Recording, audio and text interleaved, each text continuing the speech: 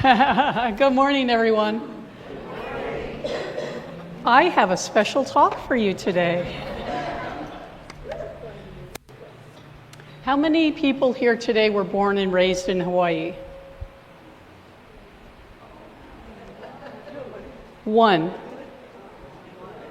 Okay. We should do something about that.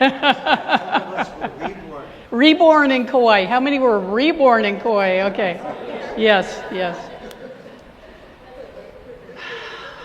Last week, I was at a gathering, and I was so inspired by some of the elders that were there that they gave me the inspiration for this talk today. There were people talking about their lives of service. Several people talked about cultural preservation. They talked about environmental preservation, not environmental preservation in a Greenpeace kind of way, but in a this is our home kind of way. We take care of our home. We take care of the watershed that has historically fed us in Waipa. We take care of the taro patches. We take care of the ocean. We take care of the reefs. We take care of the mountain. And our life is the water that flows on this island. Vai is riches. Water, vai are riches. I was so inspired by these people, men and women, who have been here all of their lives, born and raised here, which is why I asked you that, deeply connected to this place that Susan so beautifully spoke about. Deeply connected to this land. And all of their lives, they have been working to save it. They have been using their hands to preserve it. And they have been teaching the next generations through their words, their actions, and their song. And so that's how my talk title, Reawakening Your Heart to Service, came about. I had kind of an uncomfortable experience of someone interviewing me about my volunteering on the island. I didn't mean for this experience to be about me. I meant for this experience to inspire others to give back to the community that we so graciously, all of us but one, landed here from someplace else. This island deserves our respect, it deserves our care, and the inhabitants of this place that have welcomed us in deserve our cooperation, our kindness, and our respect. Yes? Yes. Who has seen the sign? There's one on the North Shore, one at Lidgate, that says, we're all Kauaians. If you land here, you live here, we're all Kauaians. We don't have to have been born and raised here to inhabit and embody the Hawaiian values of being here and being of service to the greater whole. Kyle brought us previously a beautiful song called Ike Ka. Is that right? Ike Ka? Which means we're all in this canoe together. Va'a, canoe. We are in this canoe together. We all paddle. We all paddle. We don't just hang out in the canoe and have somebody bring us drinks. We paddle, we bail, we get us from here to there. And so in this season of giving, I thought I would use December 1st as a touchstone for your giving this year, for your giving this season of the holiday season, but also for the coming year, what we're bringing into our lives in 2025. We make a difference. Let us never forget that at this time of change and world instability, this planet needs us to give. The people of our world need us to give. Tipping my hat to Glenn Head, who's not here, Buckminster Fuller said, Never forget, no matter how overwhelming life's challenges and problems seem to be, that one person can make a difference in the world. Be that one person. We each have the opportunity to wake up each day and choose how we're going to show up in the world. Am I going to show up as crabby and bring into my life more crabby, more things to be crabby about? Or am I going to walk out of the house in joy and spread joy everywhere I go, and thereby welcome joy into my experience? We're not powerless in the face of events unfolding around us. We've been gifted with the power of will. We've been gifted with the power of choice. We've been given the opportunity to choose what we will experience in life and how we will leave this planet when we go. Do you know that you are good enough to give? I've had times in my life where I didn't believe I had anything to give. I've had times in my life where I remember a Michael Beckwith talk where he's saying, who do you think you are? Who do you think you are to give? Who do you think you are to be spiritual? Who do you think you are? You think you're better than me? The voice of mediocrity tries to hold us down from being who we truly are. But, I had some history. I was a drug addict, alcoholic. I've been sober 37 years, 38 years. But back then, I didn't have anything to give. In fact, I was a taker. Anything that I needed, I took, because I had that addiction brewing in my body and my mind. So I had that when I got to the 12 steps of recovery, I found out that I was a spiritual being and that I found my way to metaphysics and to this philosophy here, which has absolutely changed my life in the last 20 years or so. But when I got here, I didn't think I had really anything to give. What the people in those 12-step programs did was they taught me that even I could give. At that time, we smoked in the clubhouses and we drank coffee in cups.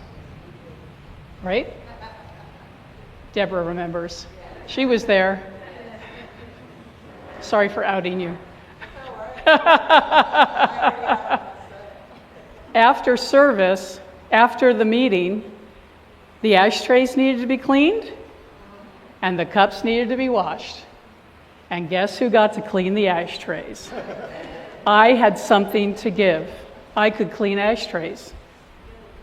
Then I graduated to washing cups. But first, you start with cleaning the ashtrays. I had something to give.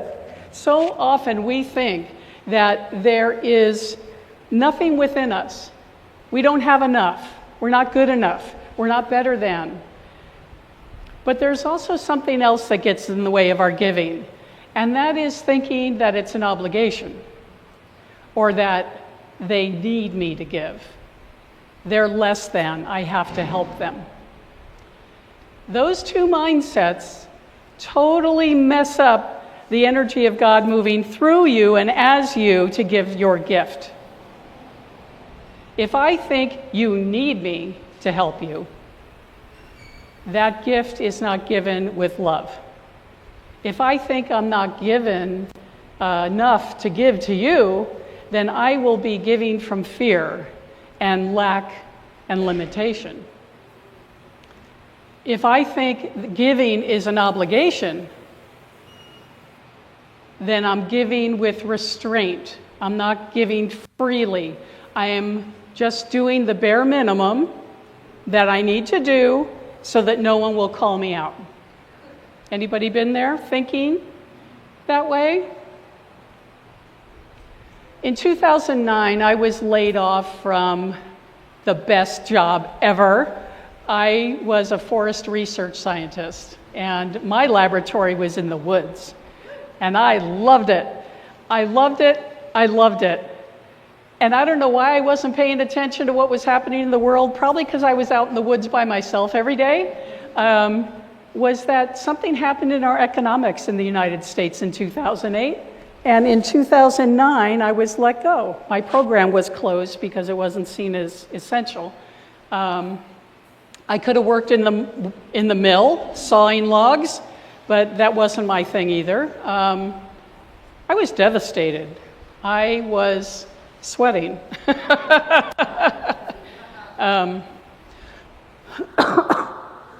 I was devastated, I was depressed, and like so many people who were laid off at the same time, we were wondering how we were going to make it.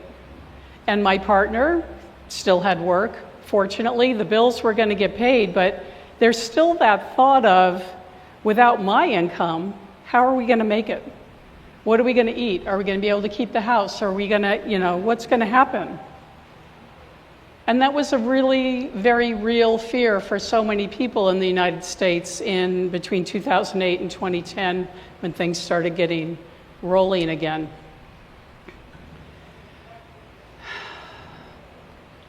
I came across a book called The Generosity Plan by Kathy LeMay. I don't know if anyone else is familiar with it, but it came out during that time. And Kathy LeMay writes and teaches and promotes philanthropy.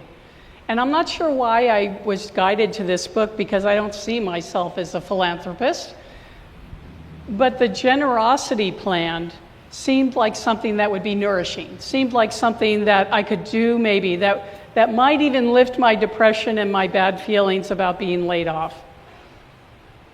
As I'm reading through this, she talks about our giving roots, what we have learned to do from our families or not learned to do from our families, about helping those around us, about giving, about tithing. Did you ever see your parents write a check to the church? Did they they gave me 10 cents to put in the basket when they took me to church, that kind of thing.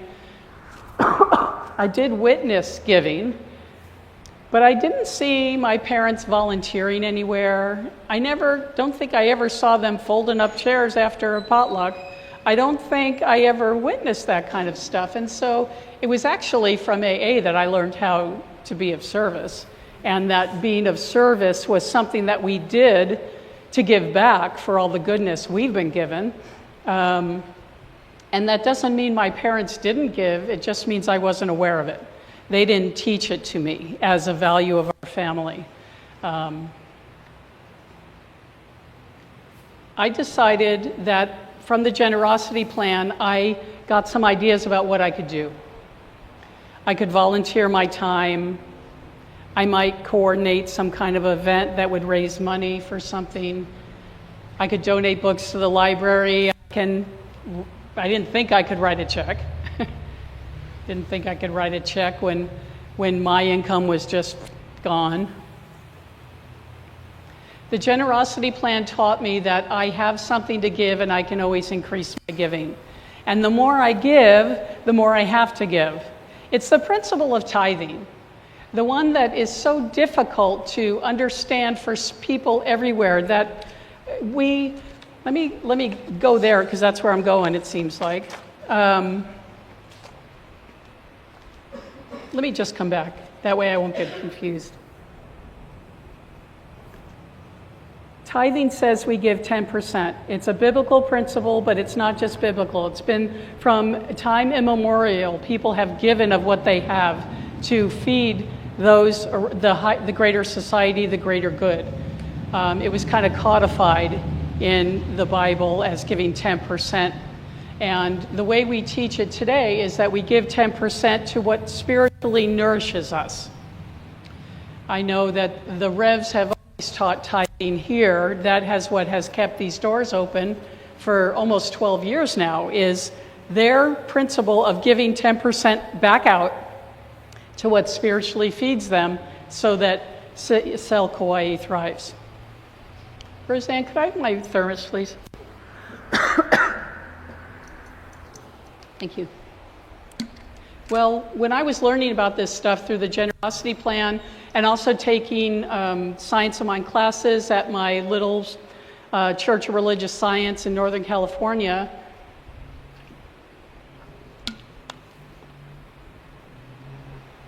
I was giving Well, I have been giving $1 in the basket in AA for years. $1 in the basket, $1 in the basket, $1 in the basket. And I thought, well, I can give $5. So every Sunday I gave $5, $5 in the basket, $5 in the basket, $5 in the basket. As I'm learning these principles, I realized that $5 is not tithing. $5 in the basket was me living from less than, me living from lack and limitation, not thinking that I had enough, wanting to support but feeling it out of obligation. I didn't have enough to give. I wasn't good enough to give. I was obligated to give, so I'll throw a $5 in there. Okay? That's the mindset that keeps us closed off from the free flow of spirit in our life, and that's where I was at the beginning. The generosity plan tells us to look inside and see what we're passionate about. Look inside, see what calls us. Have you looked around town and noticed something that needs doing, but nobody's doing it? I decided to volunteer at the local food bank. I thought I'd visit you guys over here for a minute. Sorry. Okay, sorry, Jonathan, I just blew somebody's ears off, including yours. No more coughing. It's done. Let's center again. Since I wasn't working, I could volunteer. You know what, Sue? They're in my purse, in that little baggie.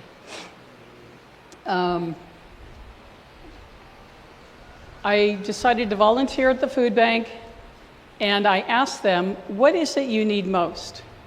If you've ever been around a food bank, either receiving or giving there, you know that they have a lot of non-perishable, sturdy, canned goods, that kind of stuff that come in. The director said, I really need fresh vegetables, greens. They're so perishable that our people don't get enough of that. And so I went home, and with Sue's help, we planted a garden. And we started growing kale and lettuce and zucchini and green food. I figured at least we would have green food if we only got a little bit. But you know what happened that year? Through my spirit of giving, my spirit of not wanting to just sit at home and be depressed about being laid off, my spirit of wanting to share what I had, we gave away 300 pounds of vegetables that year, just by doing something. Diane's never grown 300 pounds of vegetables before. I didn't do it. That's what this is about, really. When I awakened my heart to giving something, anything, what I could give, I mean, seeds are cheap, guys. We can grow a lot of food with seeds. It was pressed down, overflowing. You've heard me say that before, that when we give, we receive, pressed down, overflowing. And that moves us, it moves the people in our lives in a way that changes the lives of those around us. Kathy LeMay, who wrote the Generosity Plan, said, simple acts, such as gardening, become transformative acts. None of us outgrows hands-on helping, one-on-one support.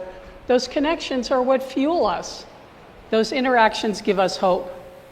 And what that did was that summer, that spring and summer of growing food and giving it away and volunteering, by the time fall rolled around, I had a job.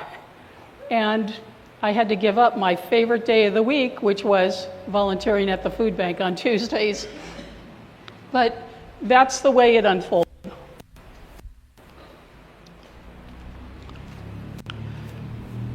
I'm going to sit. I spent a week at home with a cold, knowing that if I stayed home, I could do this talk perfectly for you.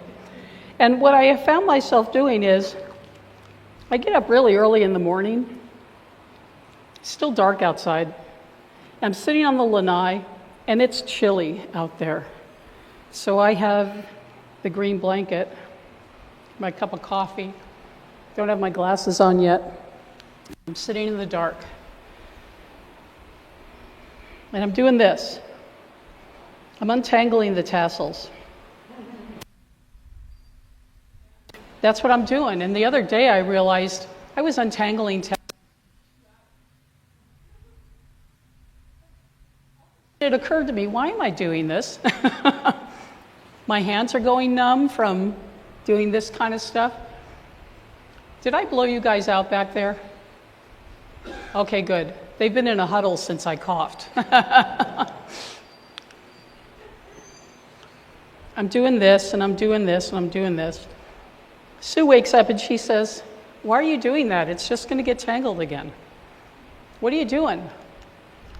I don't know. It's kind of like needlework, I just keep messing with it and untangling it, and oh, look, that just came undone. The other day, I'm thinking about my talk. I'm thinking about what gets done here at CSL. I'm thinking about what gets done around our house. Whether the tassels are untangled on my blanket, on the lanai.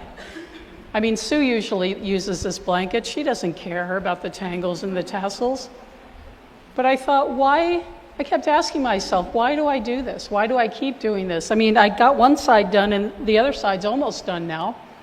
I just keep playing with it in the morning. And I realized that I love Sue. And I want this to be nice for her.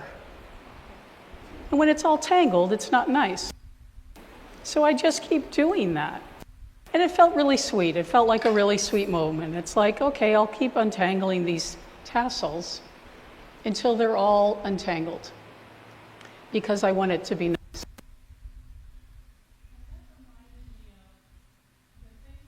Here. You want me to use the microphone? You want to hear what it sounds like to untangle? I don't know what he's saying. Okay. The things we do here at CSL are kind of like untangling the tassels on this blanket. Nobody really wants to sweep the floor or take out the trash, but we want it to be nice for our spiritual community. We love our spiritual community.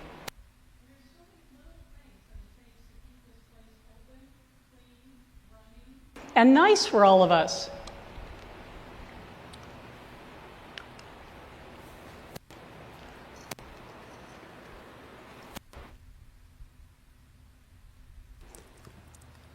Okay, I won't play with the tassels anymore. So many little things that need to be done that one or two people can't do. It takes all of us to paddle, right? It takes all of us to bail. It takes all of us to make this center work. It takes all of us to say, wouldn't it be nice if that was nice for them? Wouldn't it be nice if our hospitality team didn't have to work so hard? Wouldn't it be nice? We have somebody who said, wouldn't it be nice if they just knew the bathrooms would be cleaned twice a month? And she comes in and does it.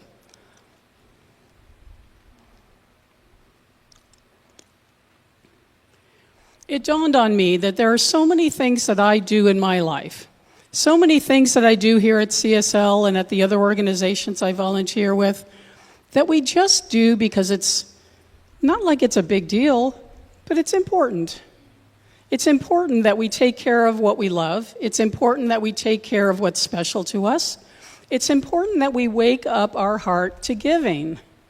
Or maybe it's wake up our heart for living, for giving, for living and forgiving. As we open ourselves up to serve others, Spirit is moving through us to meet the needs of those around us. Spirit is moving through us to make the places that we go, the places that we love, the places that we serve, to make those better places. We, in return, when we open ourselves to give, tap into that power of the universe that says, let me work through you. Let me move through you. Let me love through you. Let me clean through you. Let me untangle through you. Let me untangle the knots. That blanket could be a whole talk, huh? The universe always supports us as being part of the whole, right? See the lilies of the field, they spin and toil not, but yet they are clothed in the wonder of what a lily is. We live in a reciprocal universe. We give, we receive, we give, yes? When I was learning to put $1 in the basket, that was good. That was better than zero. That was better than taking. I was learning to be a giver instead of a taker like I had been. When I decided to up that to $5 in the basket, that was good too. I was learning to open myself to the flow of spirit moving in my life in a greater way. And what that also did was it opened me up to spiritual teachings. It opened me up to meeting new people. It opened me up to being the kind of person that I never thought I could be because I always thought I was less than. I always thought I didn't have enough. I didn't know that I had enough to give. But the universe has always supported me. When I made that leap of faith to go to 10%, we were doing our taxes the next year, and we found out that we gave way more than 10%. We gave 10% to our spiritual home, but then there's all the other organizations that we give to. Disaster strikes, you send $50. You know, somebody is fundraising for the school, you do that. So we added up all these things, and it was way more than 10%, and we didn't even miss it, right? And that's because Spirit moves in to meet every need when we give. It moves in through us to meet the needs of those around us. In return, we tap into that innate birthright that each one of us has, that the universe supports us as part of the whole. The universe supported me as part of the whole. The universe will support you as part of a whole when you give through this. We all have to paddle the canoe, yes? We all have to paddle the canoe. Jane Goodall said, "You cannot get through a single day without having an impact on the world around you," right? What you do makes a difference. And you get to decide every day what kind of a difference you want to make.